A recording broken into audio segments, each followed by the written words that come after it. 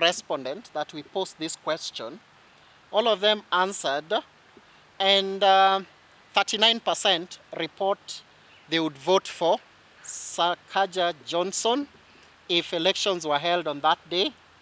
33% mentioned Polycarp Igathe. Agnes Kagure mentioned by 0.4%. There were those who preferred not to disclose, that was at 4%, and the undecided at 24%. Cumulatively, if you look at that gubernatorial race, we can report the undecided stands at 28%.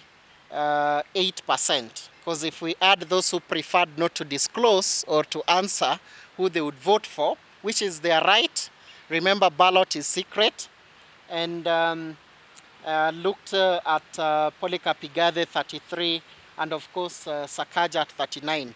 If you look at the difference between the two candidates, that's a 6% difference, and that 6% is significantly, it is significant, and I believe all of them need to work hard so that they can actually get to convince the 28% that are undecided.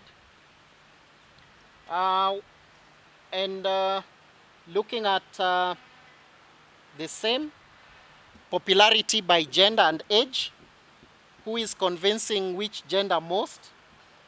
If you look at Johnson Sakaja, 36% of the female would vote for him, while 42% would do the same for male.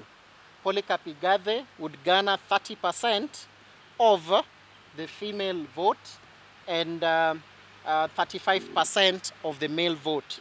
Across the age bands, we see a lot more younger people supporting Johnson Sakaja.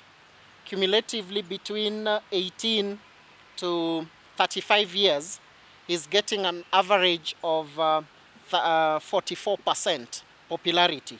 And if you go up higher, is also gaining with more older people, those are 55 years and above, still voting for him. For Polycarp Igathe, his highest is on those that are within the age band of 36 to 45, which he gets 38%, and that he outdo Sakaja. While Sakaja gets 35% of that age band, Polycarp Igathe scores 38. For the senatorial candidate, the two leading candidates that came out are Edwin Sifuna, who scored 44%, or who would have scored 44% if elections were held on that day, followed by Bishop Margaret Wanjiru at 12%. There were other candidates mentioned, there are about 4. Cumulatively, they would get 1%. What of the undecided? It has the highest undecided. Currently, it's standing at 44%.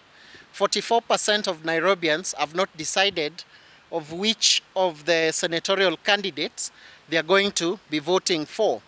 And maybe, hypothetically, we can say that we've not seen senatorial candidates mount individual campaigns as opposed to other candidates. If you go to the grassroots, you'll see an MCA mounting individual candidate campaign, MPs doing the same, but it might be a bit shaky for senatorial.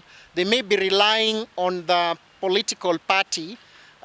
When their political parties have rallies within the county, that's when they are also seen, or that's when they get opportunity to talk to their electorates. So maybe if all of them were to go on individual campaign trails, maybe the numbers would change from the 44% undecided to something reasonable. And when I say reasonable, it should be about below 10% now that we only have 33 days to the elections.